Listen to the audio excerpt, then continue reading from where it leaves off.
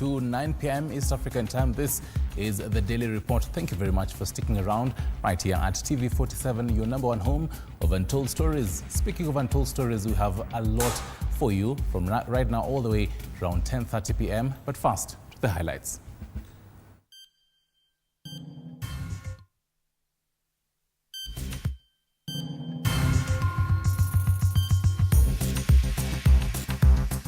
Tonight, former Public Service CS Justin Muturi claims he was dismissed from cabinet for urging President William Ruto to address the issue of abductions, rejecting accusations of incompetence during his tenure. There is no doubt that I was sacked because of my stand, a very firm stand on the abductions, on the issue of abductions and extrajudicial killings. Also tonight, the government plans to challenge the High Court ruling that declared unconstitutional the directive mandating parents to pay school fees via the eCitizen platform. We are going to appeal the decision because eCitizen is a platform that is very transparent. And the IEBC selection panel will have 14 more days to complete interviews after the National Assembly approved a motion by Minority Leader Junet Mohammed to extend the panel's deadline.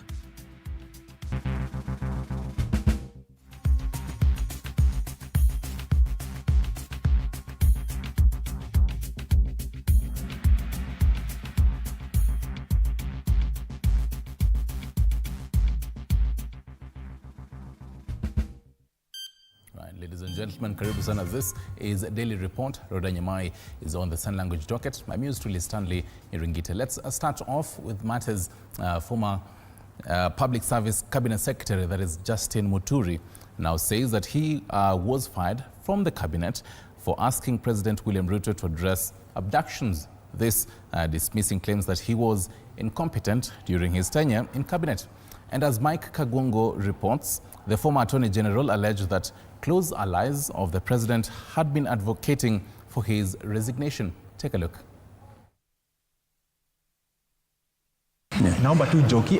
Barely 48 hours after the head of state explained the souring relationship between him and his former Public Service Cabinet Secretary Justin Muturi, the latter has emerged guns blazing, describing his former boss as a liar, whom Kenyans will not believe in the near future.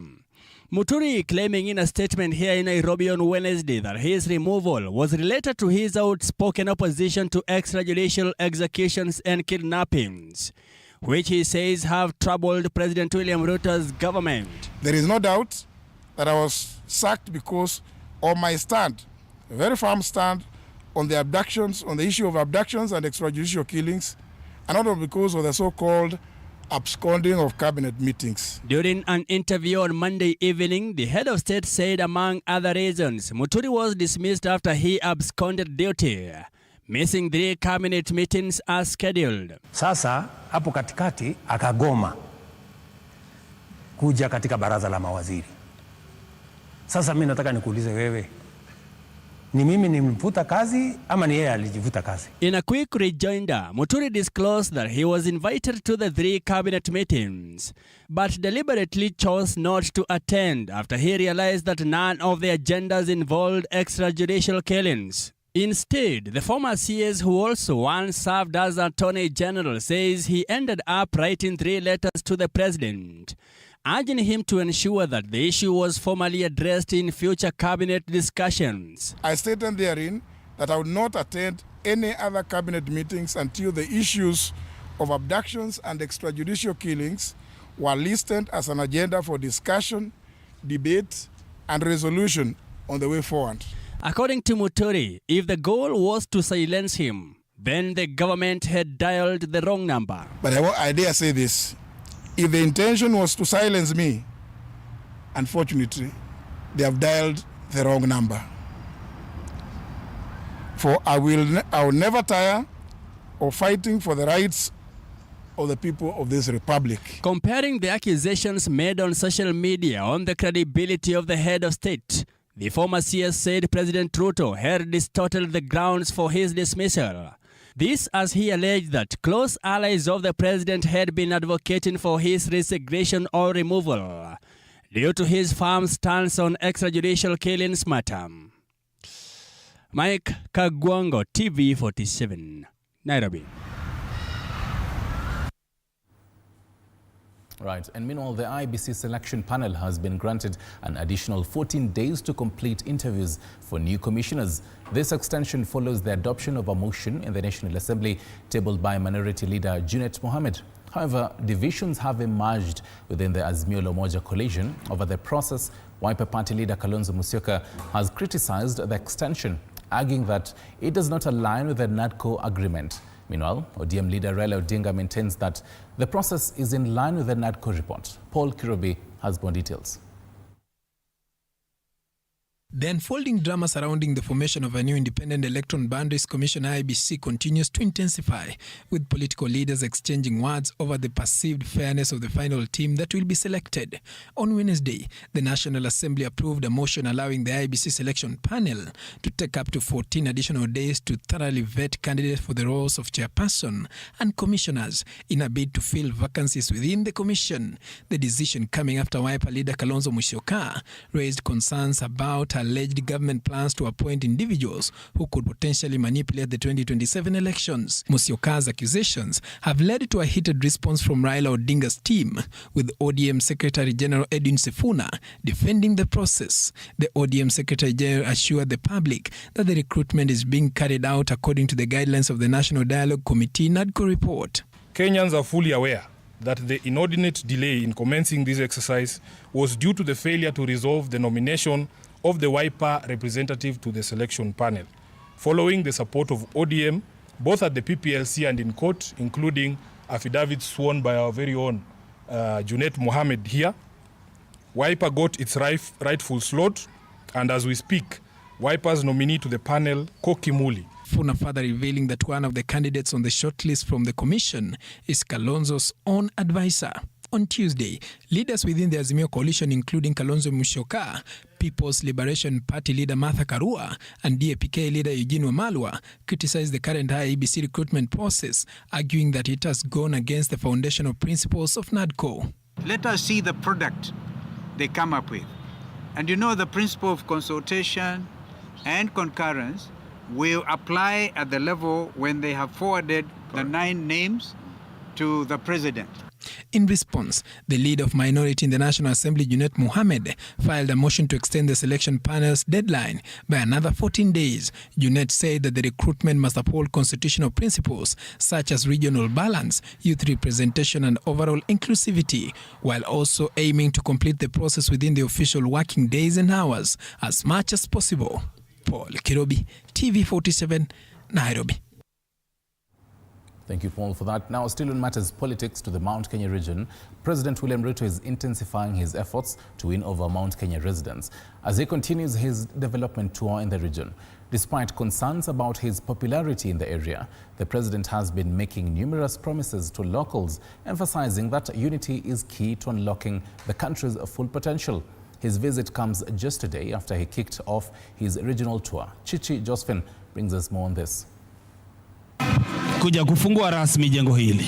President William Ruto embarked on his week-long tour to the Mount Kenya region on Tuesday after making a significant entry into the region on Monday despite concerns of his unpopularity in the region. Rais akaweze kuidhinisha magari haya tafadhali. In what seemed as efforts to war back at the region, the president made promises to residents further issuing title deeds to landowners in Tigania, Meru County. Hizi title deeds ambazo tumetoa leo, mbali na kuwapatia heshima ya kumiliki mashamba yenu, pia itawasaidia kwa mambo ya uwegezaji. Umetuletea title deeds za mashamba yetu tangu nyakati za Vasco da Gama, tangu dunia iumbwe. Hii dunia ijawahi pata matitles, na siku ya leo ni turn around. Hii dunia inaenda kubadilika. During his tour, the president said an agreement will be signed between the government and investors regarding the use of 2,500 acres for Meru Energy Park generation project. And this investor is going to sign agreements of 2,500 acres for purposes of generating energy, clean energy from wind. This while noting that the government will deal with those denying farmers a chance to enjoy their profits. The president reiterated his commitment in ensuring that miraa prices are profitable to farmers. Watu wa cartel ya miraa, mina waambia mambo yao ni matatu. Mambo yao ni mangapi? Either wakome na cartel ya miraa, ama mambo ya pili tuwapeleke jela, ama mambo ya tatu. The president called on Kenyans to unite and shun divisive politics, noting that unity of purpose would unlock the great potential of the nation. Sema ya kwamba Kenya hii ili tuweze kupata kuendesha mambo ya maendeleo kwa kasi, lazima tuungane. Jamii zote tuungane. Counties zote tuungane. Tumpatie nafasi aunganishe nchi yetu iwe taifa moja. Tuachane na mambo ya ukabila na kusumbuana kwa sababu ya pahali mtu amezaliwa. Ruto, who embarked on his week-long tour on Tuesday, will traverse 9 counties in the vote-rich Mount Kenya region. Wale wanasema tuendelee na kazi. Chichi, Josephine, TV47. Naelewana? Shift focus to matters education here, and the government has revealed its intention to challenge the High Court's ruling that deemed unconstitutional the directive requiring parents to pay school fees via the e-Citizen platform. While defending the directive, Basic Education Principal Secretary Julius Bitok stated that routing school fees through e-Citizen was aimed at safeguarding parents and guardians from exploitation by school administrators while enhancing transparency in school financial management. Our senior education reporter Andrin Kilemi with more.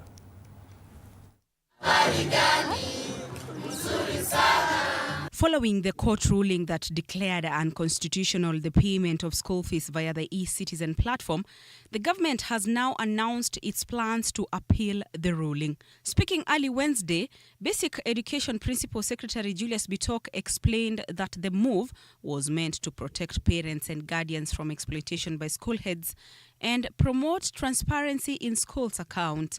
The government is committed to ensuring that we respect the court and to ensure that we obey the courts. However, we are going to appeal the decision because e-Citizen is a platform that is very transparent, and that the reason why the government decided to go that direction was to make it more open. In a circular last year, the then Basic Education PS Belio Kipsang directed that all payments of school fees be done via the e-Citizen platform. However, the court on Tuesday declared the directive as unconstitutional.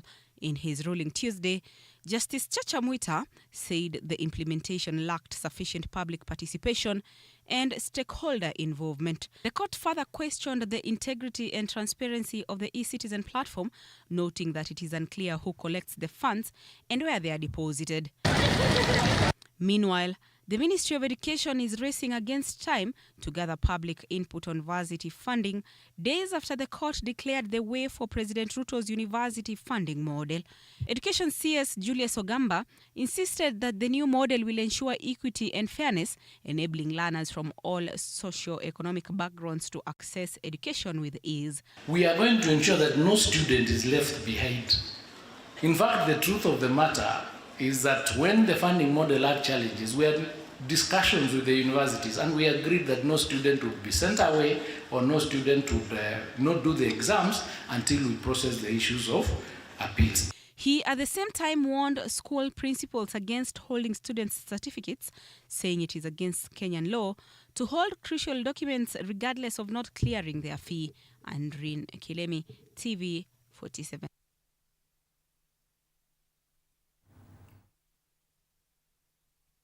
Still in matters education, the Kenya Union of Post-Primary Education Teachers GOPET is now demanding that the Teacher Service Commission, that is TSC, withdraw its recently published list of teachers' promotions and conduct a fresh selection process. GOPET argues that some deserving teachers were unfairly left out, sparking discontent among educators. According to the union, the allocation of the promotion slots on a county basis has led to an unfair distribution of opportunities, particularly disadvantaging more populous counties. KUPPET insists that the TSC should ensure a fair and transparent process that takes into account the population size of counties to avoid locking out qualified teachers from well-deserved career advancements. As we warned several months ago from the promotion list published by the Teacher Service Commission, this morning, the TSC has apportioned the 25,252 promotional vacancies equally across the country. They have equalized promotions across the counties. And based on the numbers of teachers in all the counties, there are some counties that have more than 11,000 teachers, and others have 1,000 teachers. So when you have distributed those slots equally, it means the populous counties will be left out. Now, on a sad note, 2 separate road accidents involving students traveling for the April holidays have left 3 dead and several others injured. In the first incident, a Toyota Wish hit 2 students from Bita Secondary School along the Sindom-Bita Road, leaving them with serious injuries. In the second accident, a 14-seater Matatu crashed along the Sondu-Katito Road, claiming the lives of 3 students and injuring several passengers. This story has been produced by Mike Kialo. Students from Bita Boys Secondary School encountered this accident while on their way home after the end of the first term. Their journey to reunite with their families tragically interrupted. These casualties, actually, they were walking in a group when a private saloon car lost control, veered off the road and hit them from behind. So of the 4, there is one who is who sustained serious injuries and currently is admitted in Oduor, the surgical ward. And as we talk now, is actually at the CT scan. The students are said to have been struck by a speeding Toyota Wish, with the driver suspected of being under the influence. Due to the severe injuries they sustained, the students were transferred to Homa Bay Teaching and Referral Hospital for further treatment. Immediately we took the boys to hospital. One was rushed to Prince Richard Hospital and another to Mbita Sub-County Hospital, Level 4 Hospital. After examination and the stabilization, it was recommended that they be referred to Homa Bay County Teaching and Referral Hospital. In a similar incident in Nyakach, Kisumu County, on the Sondu-Katito Highway, 3 students from Oduor Boys School, who were also heading for the holiday, lost their lives, along with the conductor. The accident leaving other passengers with severe injuries after the vehicle they were traveling in collided with a sugarcane truck. We have lost 4 people, including 3 pupils. The rest escaped with slight injuries. And as you can see, at the moment they are undergoing treatment at Nyabodo Mission Hospital. The incidents come at a time when the Inspector General of Police, Douglas Kanja, during his visit to the Karatina police station today, stated that police are working closely with NTSA officers to ensure that road safety is maintained. I've already directed police officers to work very, very closely with the NTSA officers to see to it that the laws governing the usage of our roads are strictly followed. Quite sad. May the souls rest in eternal peace. 2 corridors of justice now, and 3 suspects linked to the death of Lucy Wambui have been remanded after denying manslaughter charges at the Kibera Law Courts on Wednesday. Surgeon Robert Maweo Mutula and clinic owners George Wakari Njiroge and Lillian Edna Wanjiru are accused of causing Lucy's death following complications from a cosmetic surgery procedure at the Body by Design Clinic in Lavington. Samira Mohammed has more on this developing story. 3 suspects linked to the death of Lucy Wambui after abort surgery will spend the night behind bars at the industrial area remand after denying manslaughter charges at the Kibera Law Courts on Wednesday afternoon. There is plenty of space at the prison, so these guys will have to go to prison today. Don't know whether up to when. The accused, Sergeant Robert Maweu Mutula, and proprietors George Okarian Njorogi and Lillian Edna Wanjiro are alleged to have caused Lucy's death following complications from a cosmetic surgery procedure at the Body by Design facility in Nairobi's Lavington Estate in October last year. Their appearance followed the lapse of an anticipatory bail granted earlier by the High Court, which had temporarily blocked their arrest and prosecution. Justice Diana Kavedza directed the trio to appear before trial magistrate Samson Temu for plea taking on Wednesday afternoon, dismissing their last-minute attempts to extend the anticipatory bail. The investigating officer shall henceforth escort the applicant. Stand up, the three of you. Where is the investigating officer? Escort the petitioners to the trial court for plea as per the ruling of the court issued on 7th of November 2024. The prosecution, led by counsel John Victor Owiti, urged the court to deny them bail, arguing that releasing the suspect would amount to a miscarriage of justice. A plea that was strongly opposed by the defense team, insisting that denying them bail would infringe on the suspect's fundamental rights to freedom, as they are presumed innocent until proven guilty. However, trial magistrate Samson Temu ruled that the three suspects remain in remand, pending indecision on their bail application scheduled for Thursday afternoon. Your client will be visitors of the TK prison for a day. If that is, I will grant contents till tomorrow at 2. You can be able to see them in the morning when you want, up to 2. Samira Mohammed for TV47, Nairobi. Meanwhile, the family of Benedict Kabiru Kuria, a police officer whose whereabouts were reportedly unknown in Haiti, will have to wait longer before knowing the status of their son. According to the Inspector General of Police, that is Douglas Kanja, so far the search and recovery efforts have not borne any fruits, but has asked the family of Benedict to be patient while assuring them of finding the kin. He was speaking in Nyeri County at Karatina Police Station after inspecting and reviewing the performance on the status of the injured police officers in Haiti. Kanja has refuted claims of them not receiving care, assuring that all of them have received high-quality medical services. In all kind of operations, including the operations that our officers back home are rendering, from time to time an officer can get injured. But when you get injured, you're also taken care of. You are taken to hospital and treated. So if there is any officer who has been injured in the course of duty, they are well taken care of in terms of treatment. That officer is still missing. And all efforts are in place to ensure that we get him.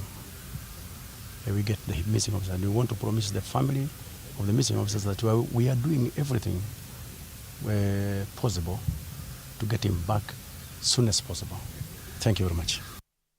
And police officers from Kamagambo Police Station have arrested a suspected drug trafficker, Calvin Okoth Otieno, after seizing a large consignment of bang worth over 1 million cash shillings. Otieno was intercepted while driving a public service vehicle from Migori to Kisumu. In an attempt to avoid detection, Otieno had parked the vehicle with students, seemingly hoping their presence would deflect suspicion. However, officers acting on intelligence from the public set up an ambush along the route and stopped the matatu for inspection. A search of the vehicle led to the discovery of 2 large bags containing 401 rolls of bang, weighing 34.4 kilograms.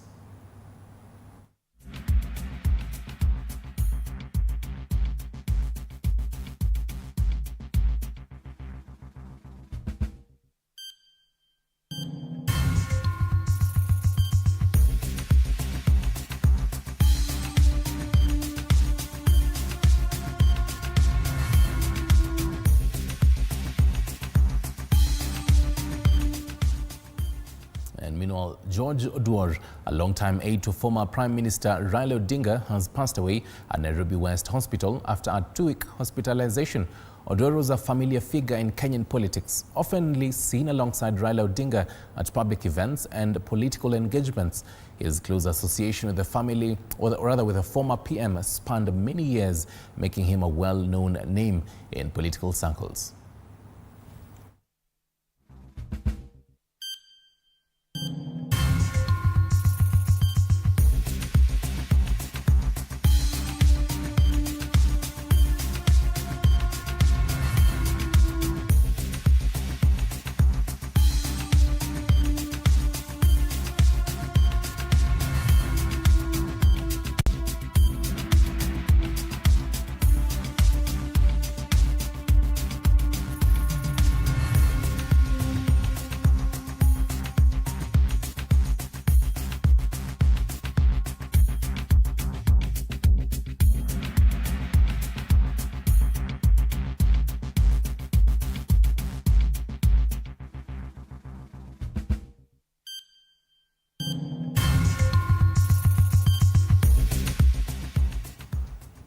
President's Base George Oduor.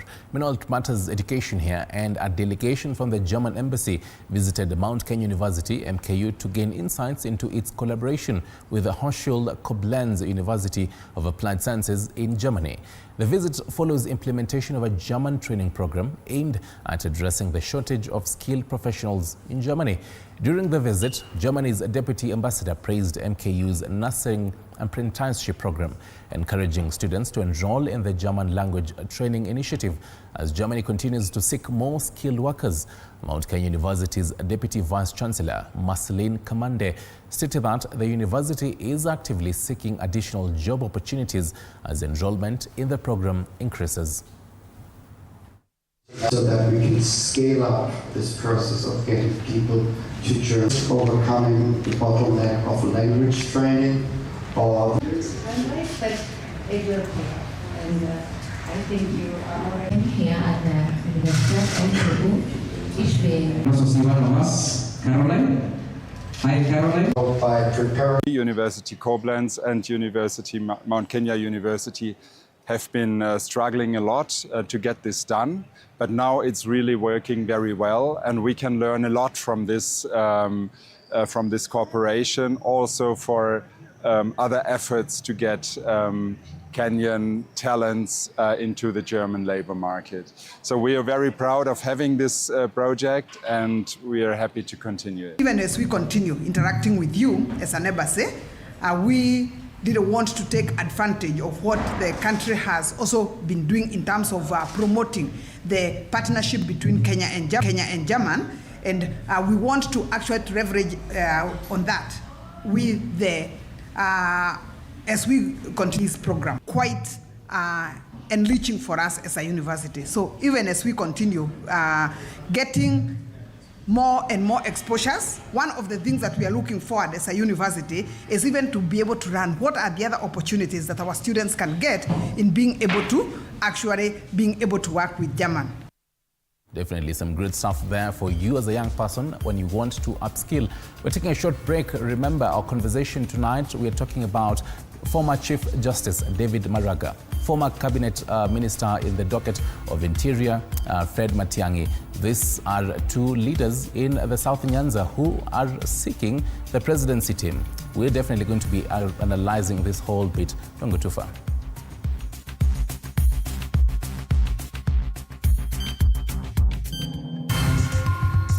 Also coming up.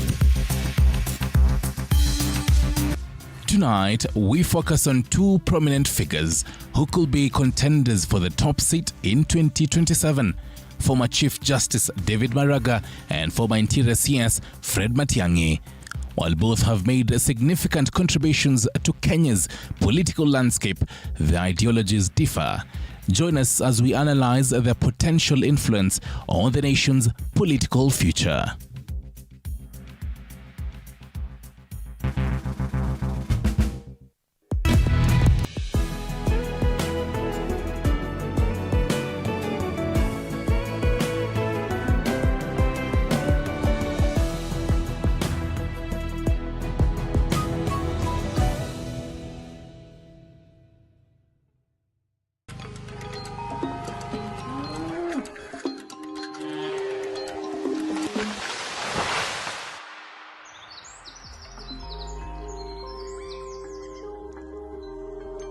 Our world is changing every day, and so should we, for the better. Each week, we tackle the big why, the question that should be on everyone's mind. Why isn't this fixed yet?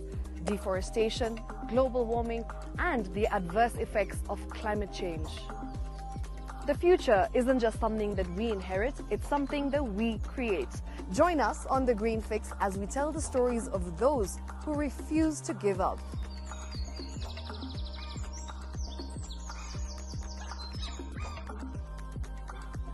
When it comes to fixing the planet, there is no time to waste. Join me, Shiksha Arora, on Thursdays at 9 p.m. on The Green Fix as we look into the big why, you and I.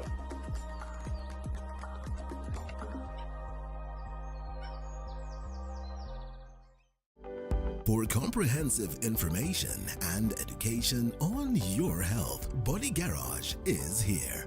don't allow anyone to pluck out your good tooth, as long as it is strong and stable. Cancer doesn't start today and you get the symptoms tomorrow.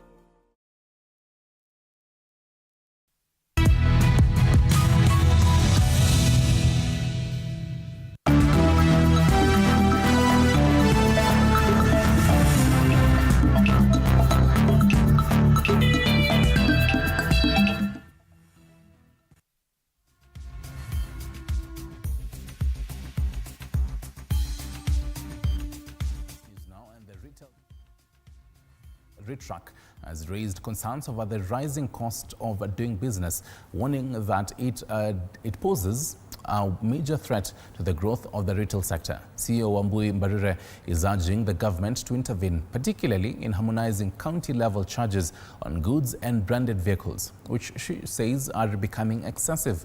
As part of efforts to address these challenges, Red Truck is hosting its first ever retail summit, focusing on digitization as a tool to enhance business operations. The summit will explore market trends, innovations, and digital transformation strategies to boost customer engagement and sector growth. Red Truck underscores the retail sector's crucial role in Kenya's Vision 2030, contributing 60% to the economy.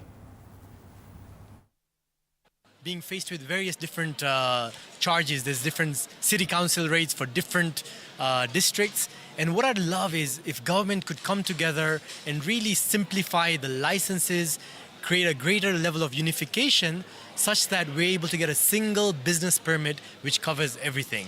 And this will really help, retailers flourish, work better, work easier, so that we ease the cost of doing business in Kenya and really get to the end customer, which is the true reason why retailers exist. If we can work on the cost of doing business, I think we will not only promote local developments, but we will also grow agriculture and manufacturing. I keep saying I do not think a country can grow on a strong agriculture and a strong manufacturing if it doesn't have a strong retail. Retail is the connection between the consumer and the producer, between the consumer and the farmer. So we need to develop a strong retail sector. The only way to do that is to ensure that we are looking at the cost of doing business. The first ever Digital Lenders Awards, hosted by Think Business, is recognizing top performers in the country's digital lending sector. The event has brought together over 20 digital lenders regulated by the Central Bank of Kenya.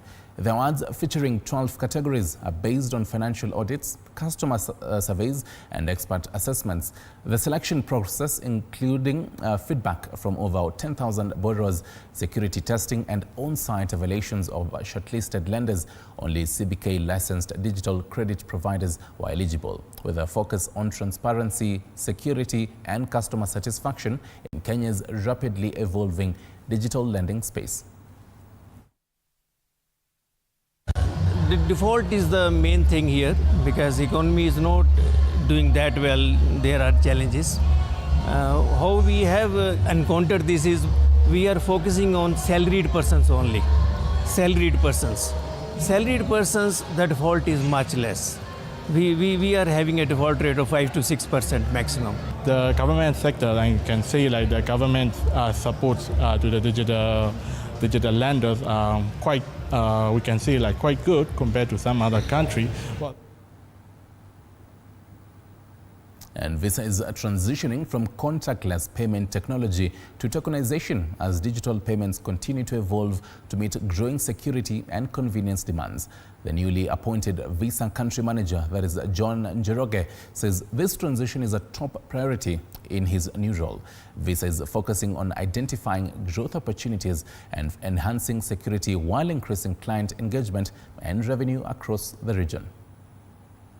As a payment organization, and right now I have seen the journey from when we were on MagStripe. We moved from MagStripe to chip and pin, and from chip and pin to contactless.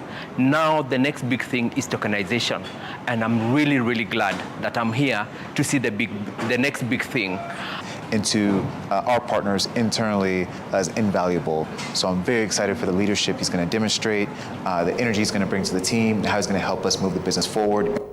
And still on matters boosting the fintech, Britain's innovation arm, BetterLab, is providing fintech and insurtech startups with fiscal incentives and a more streamlined regulatory engagement framework. The initiative aims to foster an ecosystem that supports innovation, attracts investment, and enables scalable growth. The program is incubating startups, tackling key challenges in claims processing, SME financing, digital savings, and healthcare. Some of the featured startups are already AI-powered claims, assessments, and inclusive insurance solutions. Britam Group CEO Tom Gitogo has emphasized the importance of this initiative in accelerating digital transformation within Africa's financial sector. We do not see this solution as just a Kenyan solution. It's a solution we intend to export to our 7 countries because our ecosystem is the same.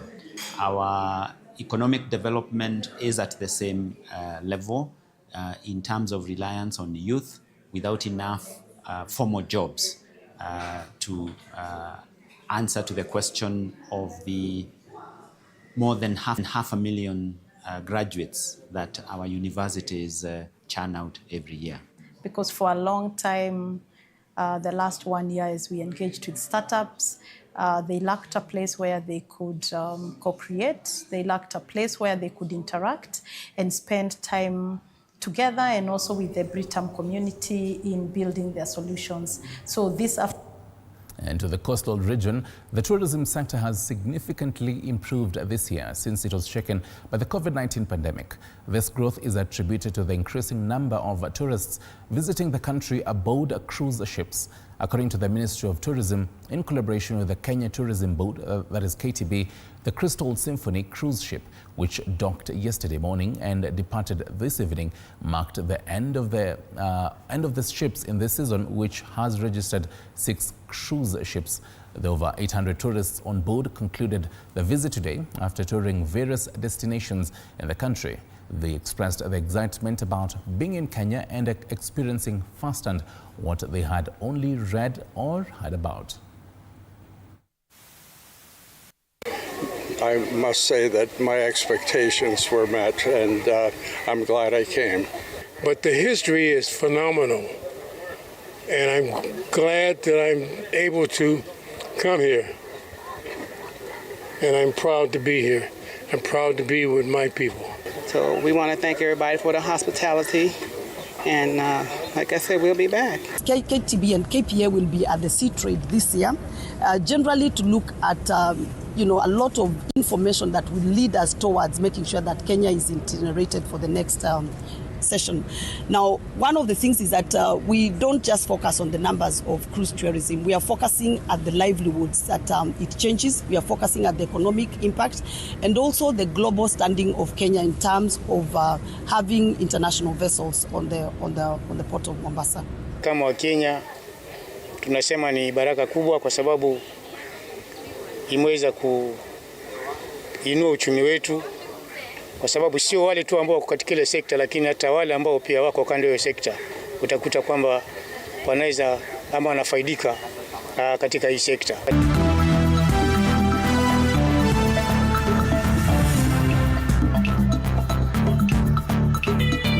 Sports news brought to you by Maybets. Bet bila stake. Predict the outcome of 8 pre-selected games and win up to 100,000 shillings.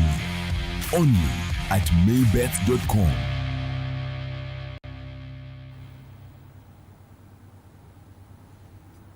And time for sports. Still in the coastal region, Brookside Dairy has committed 30 million cash shillings to sponsor the Term 1 secondary school games, set to take place from 8th of April to the 12th in Mombasa County.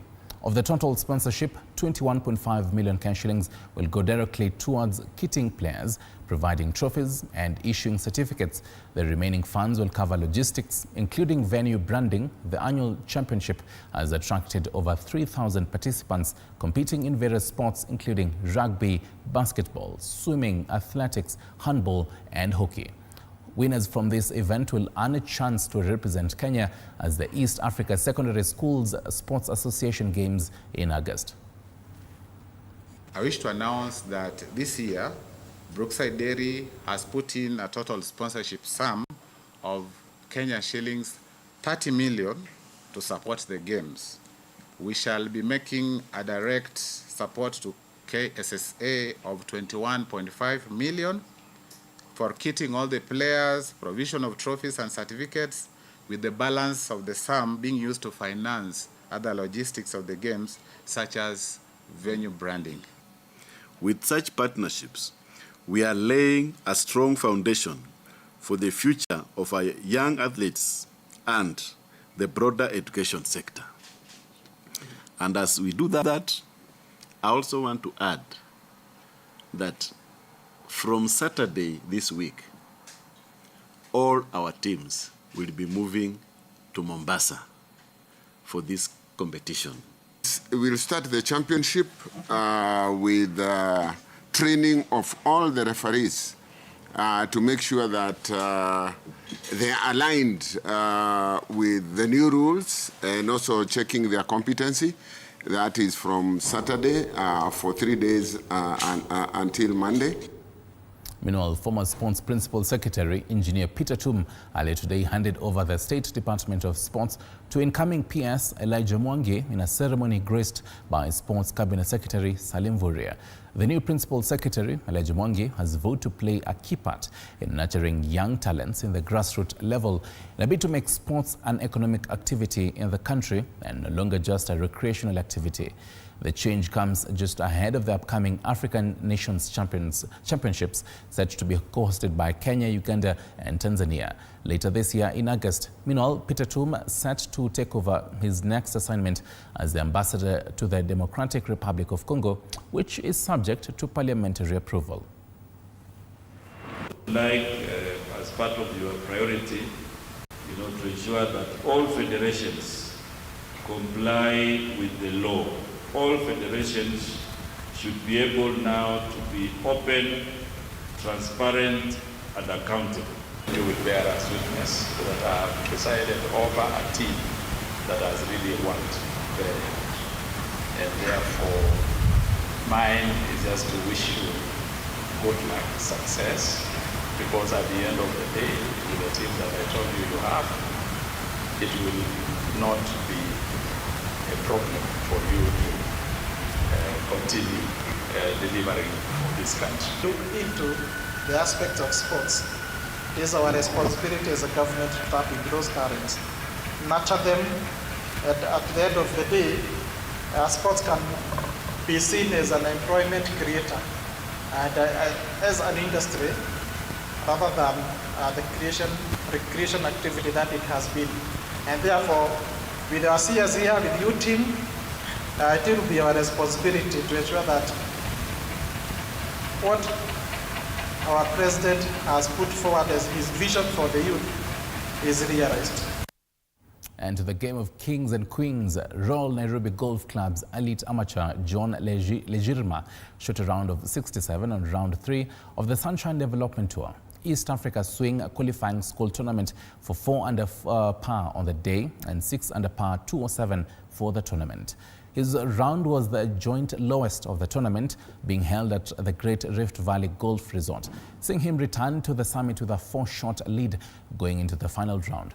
Legirma, who had previously held the tournament's lead after round 1, started the day in second, 1 shot behind the lead, and steadily built over the round, taking the lead over Njoroge.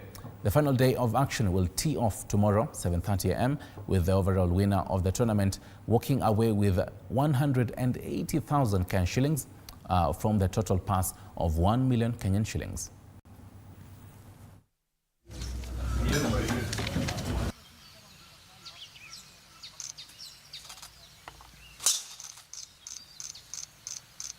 Next on the cheek.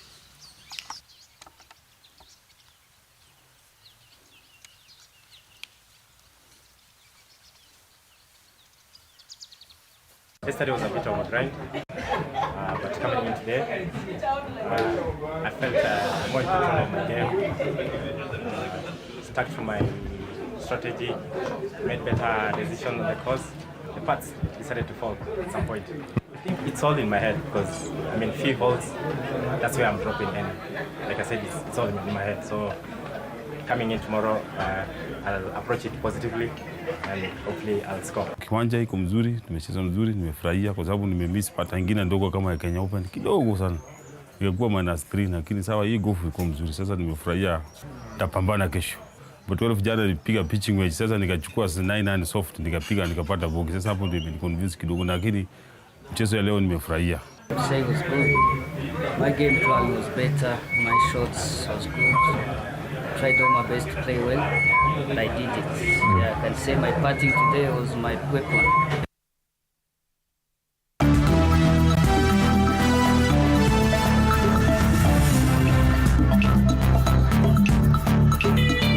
Sports news brought to you by Maybets. Bet bila stake. Predict the outcome of 8 pre-selected games and win up to 100,000 shillings. Only at maybets.com.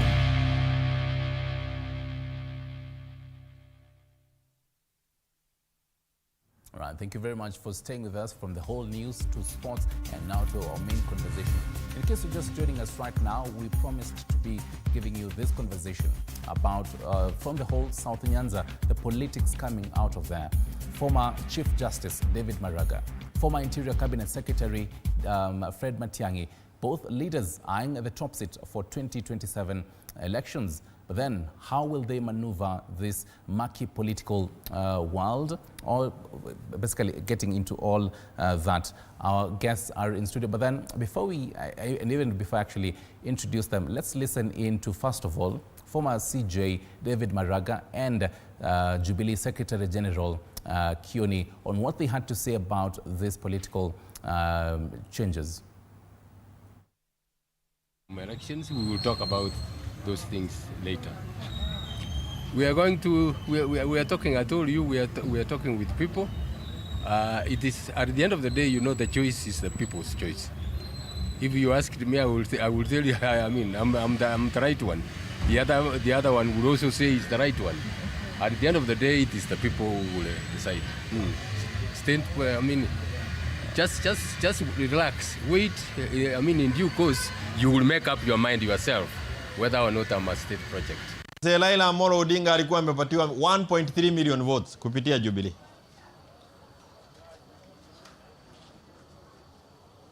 Ruto kutoka kwa mlima alikuwa amepata 3.7 million votes. Fanya hesabu, 1.3 plus 3.7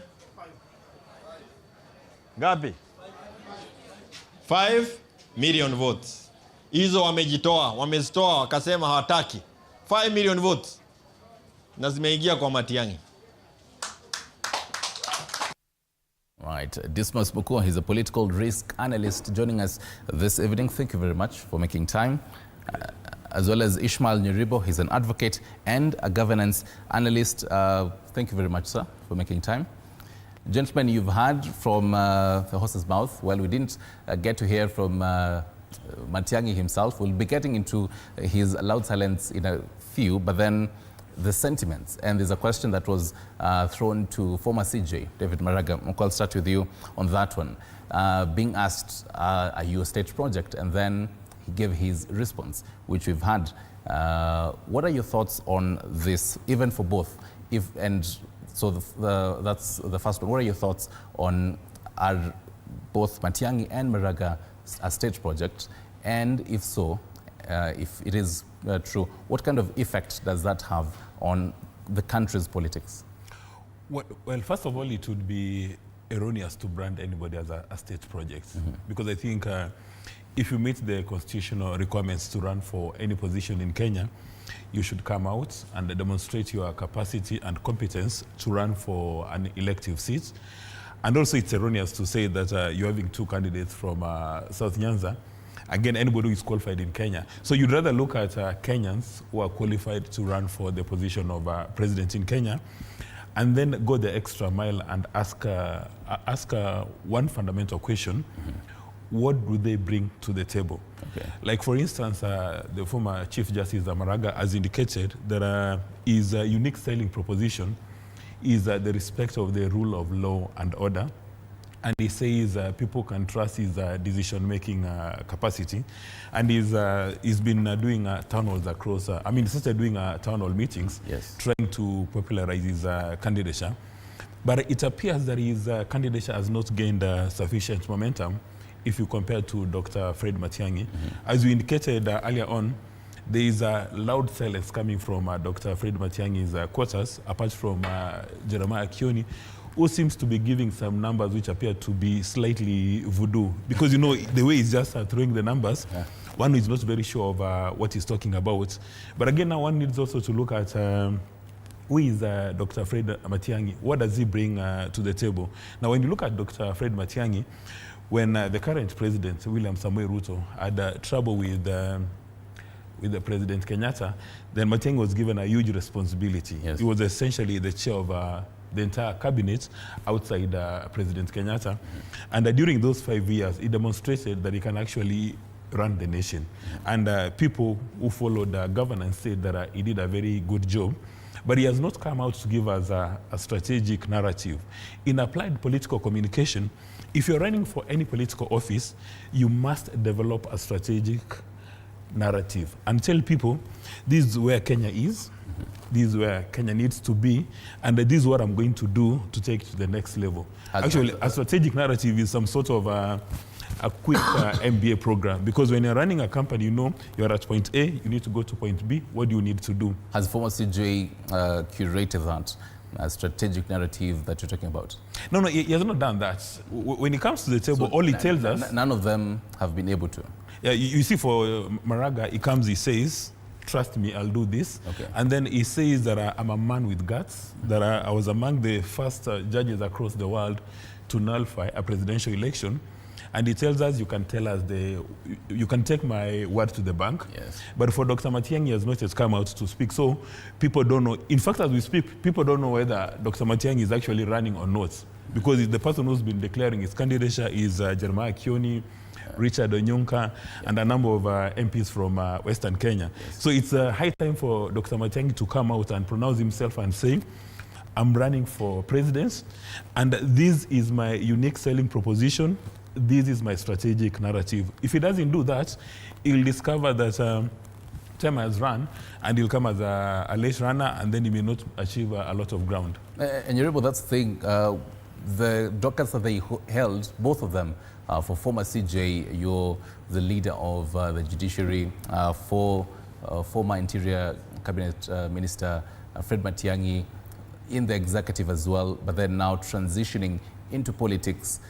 How will that transition look like, according to you, when he talks about you have to really curate this political structure moving forward? Well, thank you. You know, one has been in, both of them have been in national administration, because one in the one arm of government and the other in the other one. And I think they both actually, we can say they both look like they have a chance. I mean, both gentlemen are fine, and they have qualities that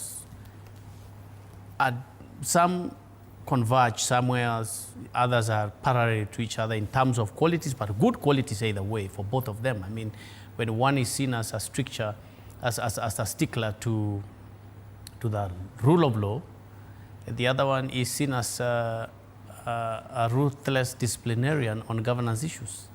So those are two separate virtues that can be critiqued differently. They are both capable gentlemen, I believe. They are very strong. They come out. If you want to understand how strong the person of David Maraga is, for example, you listen to his speech when he was speaking in his local dialect, and somebody, one of the, I think, MCS was trying to say it is the other. Just listen to the intonation. You can tell if people have energy or not, apart from sitting behind the High Court and the Supreme Court tables. Some of these people have a lot of energy. But then you look at Fred again, he's not here. You know, Fred is in, I think, Seattle or Washington, whatever. But why all this noise? Why the impact? And he's away. Who did he speak to and told them that he's going to run? And And why are people all over saying, no, no, no, it is him? So you can see that leadership qualities do not need you to shout on top of the vehicle or on top of your house. It is leadership qualities that citizens have seen in these people. I mean, and sorry to cut you short, Nyaribo, Kenyans would like to look at it in, there's what happens in the boardroom, as you put it, the kind of leadership style that you'd have in the boardroom, style and how you even talk your intonation. But then Kenyans are used to this political style of being on top of vehicles and actually, you know, having certain taglines that you use every single time just to woo them. How do both of them maneuver this? Yeah, Kirigita, both boardroom and on-site leadership is needed when you are a president. It is true that you need to meet the people, but it is also true that you need to sit people down and, you know, convince them of your policy before you actually go on top of the vehicle. So both are necessary, but excess of either of them is unacceptable. I don't want to lose my mind in showing you how the stature of Fred Matiangi, for example, is called upon. I mean, people are calling upon him when he's out of the country. At least Elder Maraga has gone to the people both here in Nairobi and in Nyamira and told them, you know, people are telling me. And I believe when the right time comes, you will make a choice. But Matiangi has not said that. Can you see that? And yet, there are people shouting at funerals, completely, you know, trying to shut down the elder and telling him that this is a time for Matiangi. So does that show you that there are leadership qualities they are looking for that appear to be in Matiangi? And when you look at the way he ran the Ministry of Information Technology, the way he ran the Communications Technology, the way he ran the Education Ministry, the way he ran the Interior Ministry. Which other ministry was that? I think it was only 3. When you, no, I think he had another ministry, you know. No, 3. Super CS, they call it. You can see how. CS is not a ministry. Look at how he handled those portfolios. This is the time when we had television broadcasting changed completely into digital, something that everybody did not imagine that it can happen. And then you look at education, what he did. Of course, we complain of CBC and all that, but apart from that, the way he ensured that you cannot steal an exam. How does it happen? So the way he ruthlessly implements his policy. The funny thing is, or the very positive aspect of his ruthless approach is it comes to pass. He makes sure that he seems to have an idea how to reach there. So I think most people, and this has nothing to do with Kisi, by the way, I think this is very clear. Most people are waiting for him to come here and say, oh, gentlemen, I have come because I've heard your call. You are telling me to do this. You are telling me to come forward. I am offering myself as a candidate. I think that is the time when we can properly articulate who amongst the two of them is likely, you know, to really come out and lead the country. And I think, to be fair to the Kisi people, they are becoming a beautiful girl now, and everybody seems to look at them. Okay. I think that is a token they cannot ignore. Right. I mean, they are smart people, so this is the time to exhibit that smartness. And this is the time to sit together and say, okay, and we have treated, I mean, I come from Kisi, and we have treated both of them, by the way, with a lot of respect. We don't think that any of them is lesser a human or lesser a better leader than another one. But so as it's a question of whose time it is right now. So as it stands, according to you briefly, do you think both of them are going to transition seamlessly into the political world of this? Kirikita, you are asking very heavy questions, and you want me to very briefly say, to be honest, Maraga, for example, when you talk about politics, is different from, you know, like when you are in a courtroom or when you are in executive cabinet meeting, you know. Politics is like this.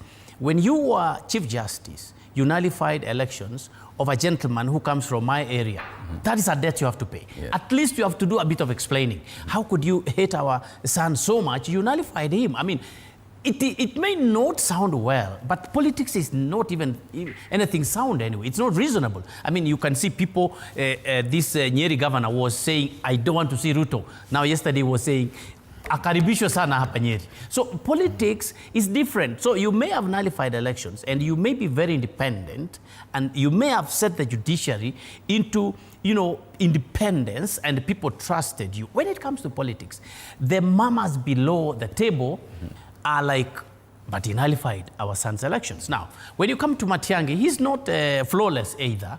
When you want to run now into presidential elections, there are so many people who died. You did not observe the law. You disobeyed the court orders. How do we trust you? You are a kibaraka. You might be working for Uhuru Kenyatta. These are all things that they are carrying on their shoulders.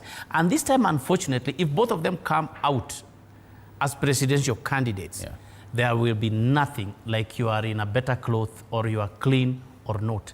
And it will be people challenging you to the core. Right. And of course, these are things that even the Gen Z are looking at. In last year's June protest, we did see a number of young people say we'd want, you know, Matiangi for reasons, you know, they were stating. But then wing the Gen Z voters, who are actually going to be quite the bunch of them when it comes to 2027, a number of them expected to be, you know, potential voters, wing this crop of voters would be different. Would you agree? First of all, let me respond to what Ishmael has indicated. Chief Justice Emeritus Maraga has succeeded in strategic visibility. I mean, the last couple of days is getting very good attention. But the challenge with strategic visibility is that there is no messaging. So, you know, you may be doing all the tunnels, but at the end of the day, what message do people take home? You know, when you're a chief justice and Ishmael is a lawyer, in the courts you issue orders, and people have no alternative but they have to listen to those orders. But in the political space, the only time you give orders is when the people have given you power. You have to persuade them. And so far, I've not seen that persuasion capacity coming from Maraga. And then he has also committed a fundamental mistake that Ishmael has mentioned, that a few days ago, he appeared to be very firm when he spoke in his mother tongue. The presidency is supposed to be a symbol of national unity. So the moment you start addressing people in your mother tongue, not oblivious of the role of the presidency, then people start asking questions that what kind of candidate are you? Although again, you know, these very early days, we have about 2.5 years to the presidential, election. So he's got time to recalibrate. But again, he has not demonstrated the killer instinct. In the political space, if you want to win any elective seat, you must demonstrate to the entire world that in fact you've got this huge, insatiable appetite for this position. Even the way he speaks, there's a bit of a lack of energy. But again, he says he's still exploring his options. So he has not taken a decision. Now, coming to the germane issue of Gen Z, Gen Z are going to move the needle in the 2027 elections. But again, we must not assume that Gen Z are homogeneous. I mean, Gen Z in Kisumu or Nairobi, or even in Nairobi, Muthaiga, Lavington, Buruburu, they're not homogeneous. But a successful politician, whether you are running for MCA or whether you are running for president, you must identify the needs, interests and aspirations of the voters and craft a message aligned to their interests. You know, on average, the average voter in Kenya is a very rational human being, according to economics. I mean, for 4.5 years. But as you approach the elections, then they become victims of their tribal thinking.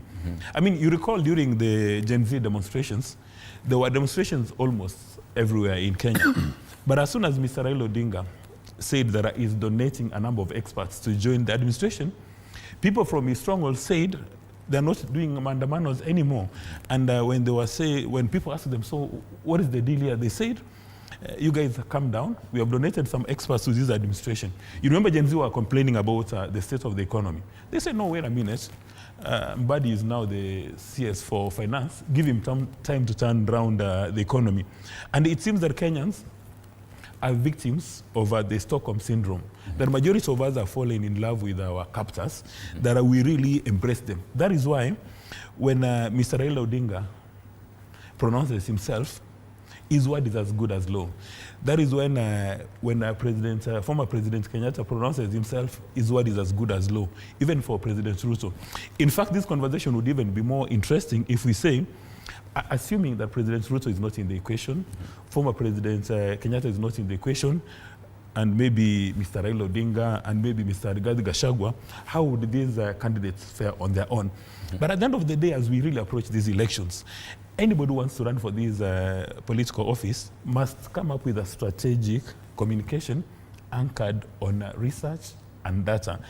Time is gone when you'll just go to go to a baraza and talk to people, and there's no two-way communication. People are not going to listen to that because the average Kenyan today is literate. However, as you approach the elections again, I may appear to be contradicting my own words, but as you approach the elections, the average voter becomes emotional and irrational. This is when they remember that they come from a particular hill, they come from a particular village, and as they approach the ballot box, they suspend logic, they suspend reason. That is not limited to Kenya. Tonight, the US President, Donald Trump, is about to announce a raft of tariffs. Yeah. And when he was running for office, he told Americans, inflation is very high, it's punishing. The cost of living is very high, it's punishing. Even told them the Russia-Ukraine war, I'll sort it out in a day. But what is the effect of the tariffs he's going to announce tonight? It's going to increase the cost of living. But because people have fallen in love with their captors, right now you go to the US, almost 9 out of 10, actually not 9 out of 10, 99 out of 100 Republicans are defending Donald Trump. Okay. Yet they know that these tariffs are going to cause chaos in the economy. Right. Now the same obtains in Kenya. If you go to parts of Lunyanza, the moment you have a selfie with Mr. Raila Odinga, you will win the party primary ticket and you'll be way to your National Assembly, whichever seat you are running for. This means... So it means even for this, as coming on this one, so that we can also listen to what Senator Nyonka was talking about on the whole bit of matters, political parties, even for Matiangi. Does it mean that the two would need to cling on to another political figure so that they can actually make it? He was giving an instance if there were no other political figures who are not in this race, will they survive? And now that brings me to that question of, will they survive if they do not cling to any other political figure we know? I don't think your viewers have any time to waste. The answer is no. If they come and stand alone, they will not. And this is important for the Gen Z, because the Gen Z seems to be the scapegoat for each candidate today. They both seem to be drawing inspiration from the youngsters and the young people, the Gen Z, as we call them. And this is a good, clear warning to the Gen Z that you need to do what Raila Odinga and William Ruto and Uhuru Kenyatta are doing. I mean, that click in terms of political leadership is arranged, is organized. It's all about who are you grouping up yourselves with. There was a very plausible initiative by the youth when they decided to be speaking on Twitter Spaces, isn't it? X Spaces, so to say. And there were so many, the president had to head there because that is where the crowd is. So I think that the Gen Z, one, they must learn how to come together, and they must learn how to dodge these political bullets coming on their way. You cannot say, I'm not moving, you kill me if you want. You will die, by the way. So they need to, no, what I'm saying on this issue is, they need to learn how to cohesively stand together, always on their points. Then they must be registered as voters. So that's for the Gen Z. Now, I understand, I'm coming there. Now, if you talk about whether Fred Matiangi can come to the elections and win the elections, if he is not tapped by any of the political bigwigs, the arrangers, the organizers of what happens, I don't think so. Not even former CJ can actually claim that, because by all means, you read the history from Kenyatta, Moi, Kibaki, and now, if you listen to the whispers in political corridors, you know very well that William Ruto did not become president because he shouted hustler. There are people who recommended him before. And Raila Odinga's votes have never, ever been counted correctly because there are people who sit somewhere and say, Atutaki, he and hivyo. So even for this one, unless we want to be naive, Fred Matiangi has a support base called the Mount Kenya support base that is initially was propelled by Uhuru Kenyatta, but you can see now Kioni, there is rumor also even Gachagua himself, I mean, does not mind that kind of grouping as long as they remove who? William Ruto. And the same thing for Elder Maraga. I mean, you know, we have been around and we know whose friend are you. So we know very well that in order to disorganize a certain region in a certain manner, there has to be a potentially powerful person requested or motivated or influenced to stand as a presidential candidate. And yes, he can say what he has to say, but you see, we all have our minds and we know what situations mean. And speaking of Kioni, the Secretary General of Jubilee, let's listen to what he said about this leadership, possible leadership of Matiangi as 2027 president.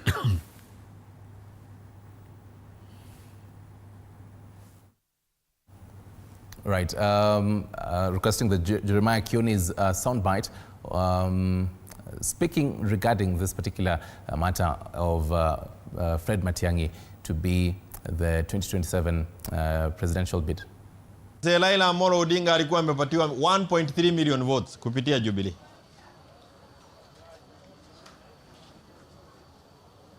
Ruto kutoka kwa mlima alikuwa amepata 3.7 million votes.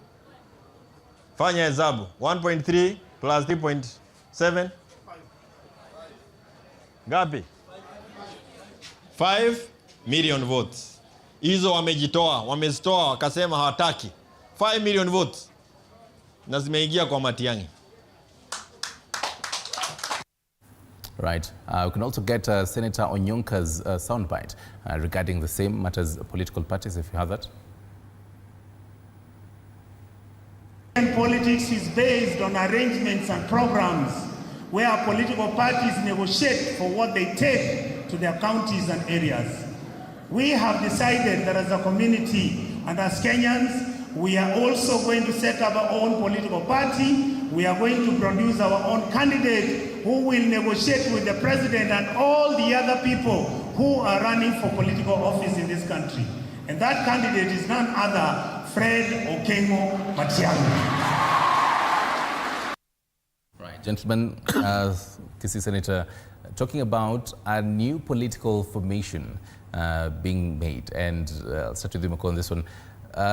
Does South Nyanza need a new political formation, for one, and how will it actually even survive all the way to 2027? Because every single electioneering period we see new vehicles come and then they're dismantled in a way, or different parts from a different political party are fixed into this new vehicle, but then some make it to that electioneering period, but some do not. Will this one make it?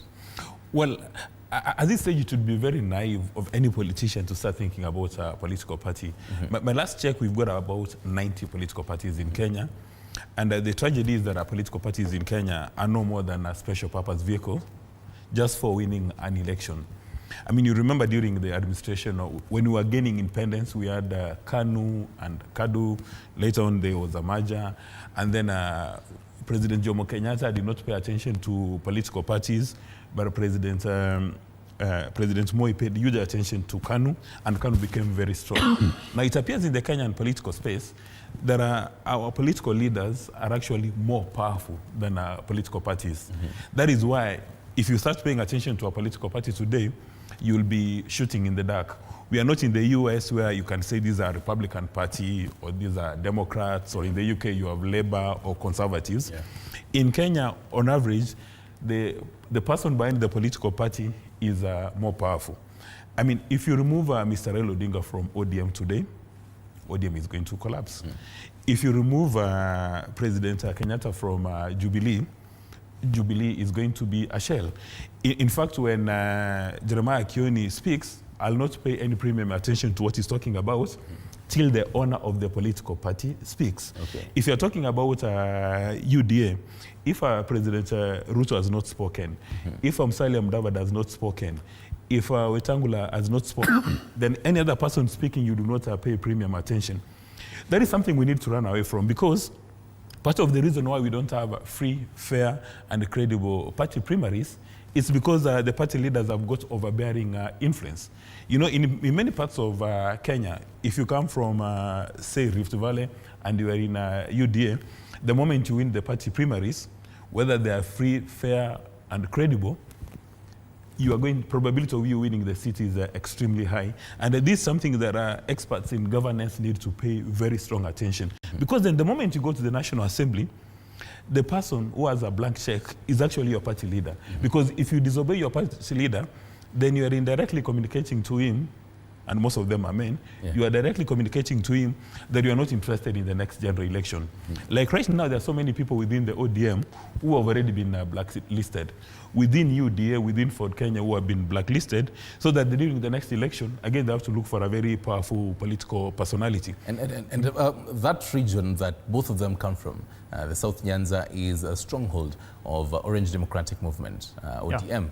Yuribo, do you think they can actually tilt again, this 2025 or the 27, 2 years, can they use that chance to even try and even tilt the followers and gain newer? Yeah, there's a possibility, because you see now, like Dismas is saying, every single party is formed for the reasons which the head of the party has in his own minds. And we have all known this now. So I don't think the people, for example, of South Nyanza, but honestly, I don't think they will stick with William Ruto, for example, for the longest time. Immediately, the moment we approach the 2027 elections, they are likely to bolt out. Why? Because the common interests are not there, except for what they are calling broad-based government, for the cake they are getting right now. Once that is threatened in 2027, they go on their own way. But in terms of whether people should form formations from either South Nyanza, talk about Kisses more specifically, they want their own identity, because everybody now knows that for you to make a political bargain of anything, you need a party. And that's why you can see,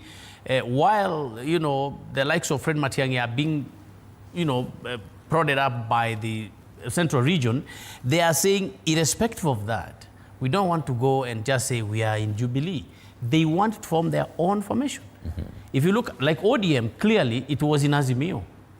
But when they realized that they may not get what they want within Azimio, they quickly pulled out and gave their people to the government. So political formations are not an option, actually. They are inevitable entities in our country. Because that is the only way you can now bargain for power. Actually, you know, you cannot win any political seat in Kenya without having those strategic alliances. And for me, I would differ with Ishmael. I will not care about political parties. I'll go with the powerful political personalities.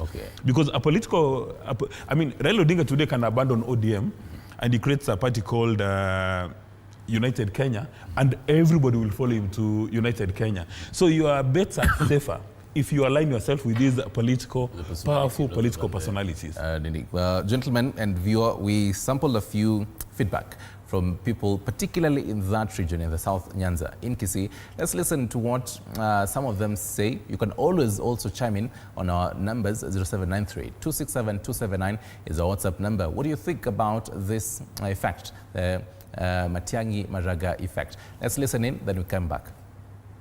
In 2023 and 2024, protests which were carried out by the young generation, the GNCs, most of them actually 100% desired that Matiangi should come and take the leadership of this country.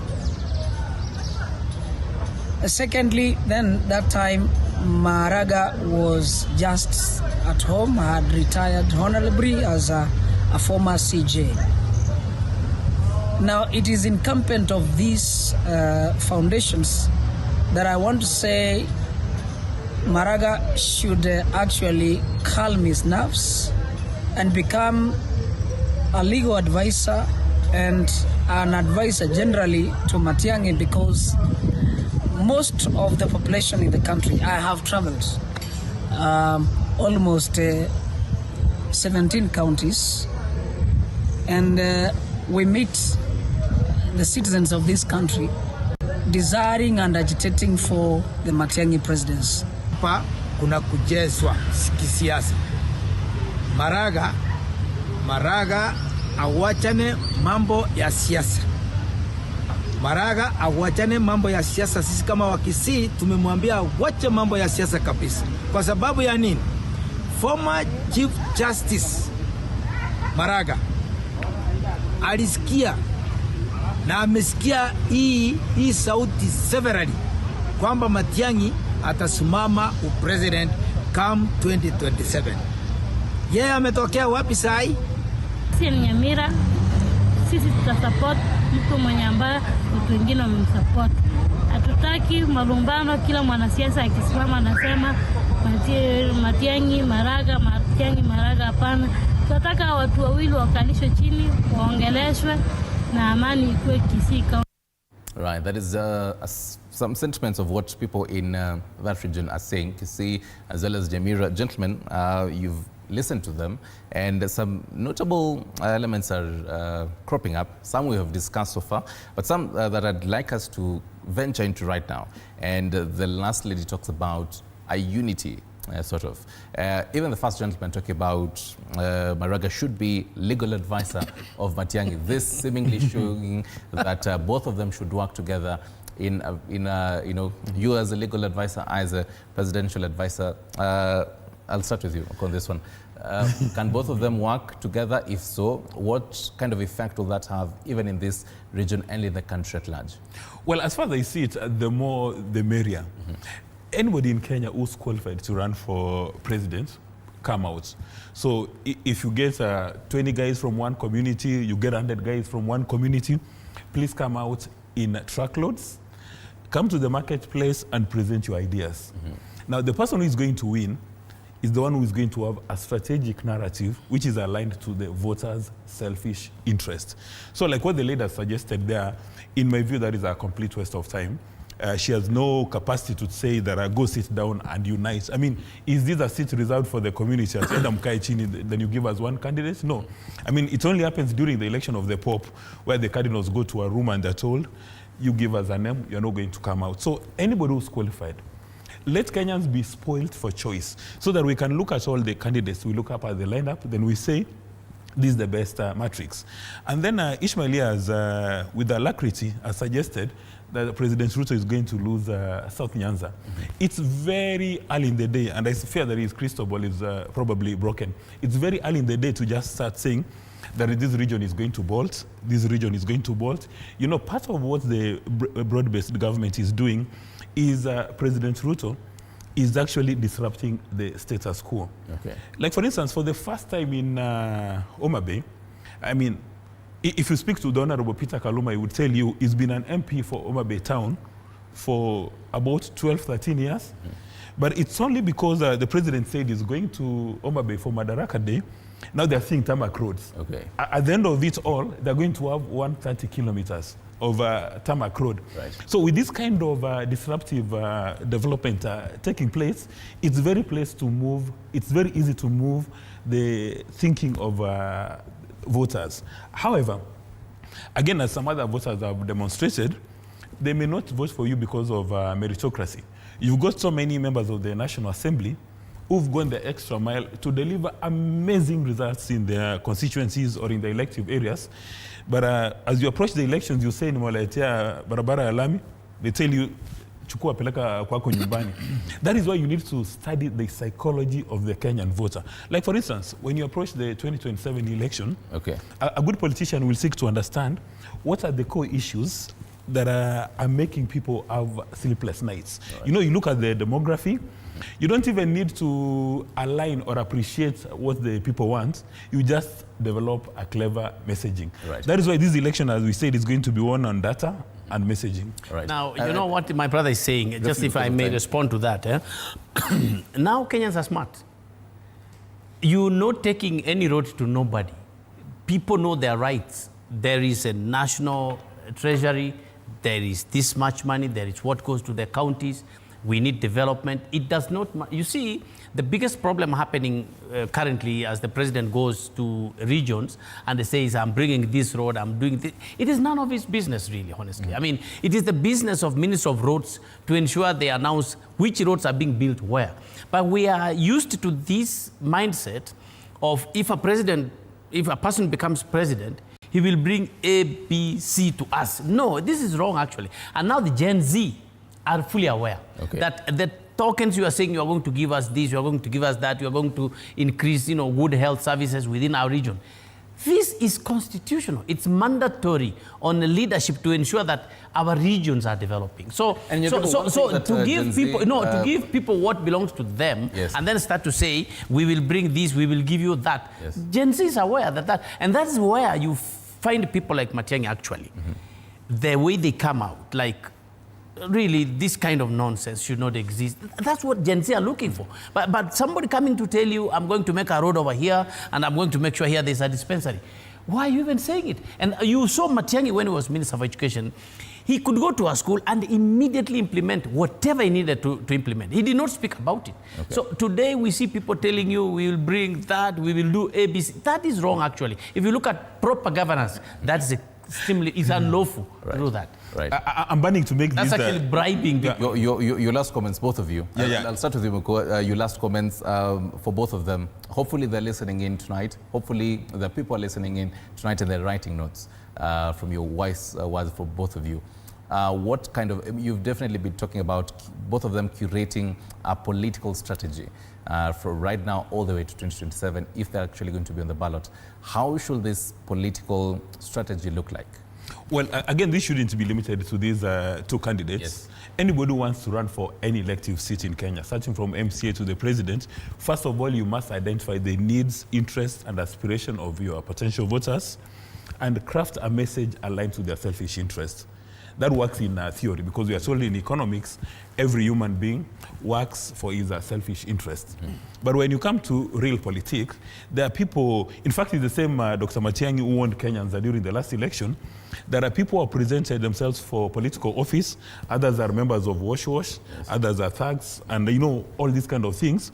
And we understand some of them, in fact, won elections.